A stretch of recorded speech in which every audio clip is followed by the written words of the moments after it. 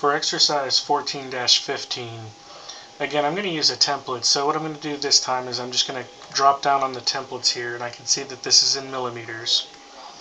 So I want the ACAD ISO 3D.dwt for my template. And again, I'm going to do this one from the top plane, just like I've done everything else from the top plane so far. I'm just going to continue with that pattern and draw a rectangle to start. And this rectangle is going to be 40 by 30.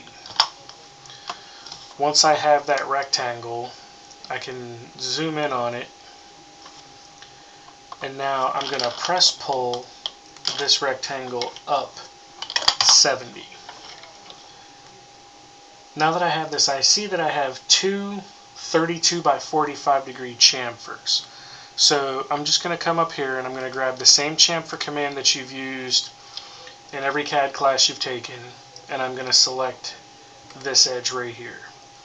Now, it doesn't matter which edge I select as my first edge and second edge because both distances are going to be 32, so I'll say OK. The base chamfer distance is 32. The other chamfer distance is also 32. And then I'm going to go back and reselect that edge, and then I'm going to select this bottom edge over here as well. Now, you'll see it's giving me a hard time selecting that edge, and I'll show you why in a second. I'm going to go ahead and hit enter to accept my first chamfer. When I move this out of the way, you'll see that I still have this rectangle here. This rectangle is why it was giving me a hard time selecting that other edge to chamfer. So now that I've moved it out of the way, I can go back and orbit, and if you hit shift and hold down the wheel of your mouse, you can pan your object around. And orbiting, I'm using a navigator, but you can also use the view cube right here to orbit your object around so that you can look at it from different perspectives. So getting back to this, I'll go back to chamfer. We'll select this. Again, it doesn't matter. I'll say OK. Distances are still 32. And then reselect the edge and hit enter. Now this is saying no edges to chamfer. So sometimes if you misclick the edge, it doesn't always work. So I'm going to go to chamfer again.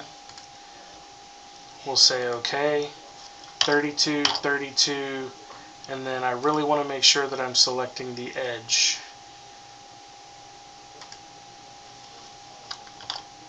So there's my second chamfer. Now when I bring this thing back around to a regular view, I can see that I've got the cut on the top and the cut on the bottom. The other way to do this would have been to draw it from a front UCS and have the chamfers in already and then just extrude it out to the side. And we'll see that in a different exercise.